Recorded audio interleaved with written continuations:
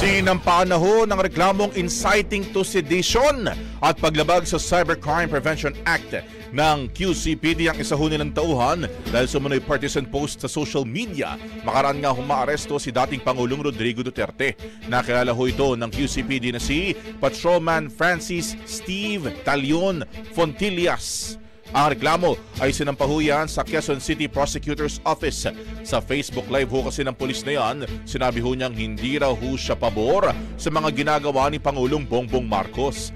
Ayon po sa District Personnel Records and Management Division, nakatalaga po itong pulis na ito sa District Personnel and Holding Admin Section mula ho February 20, 2025.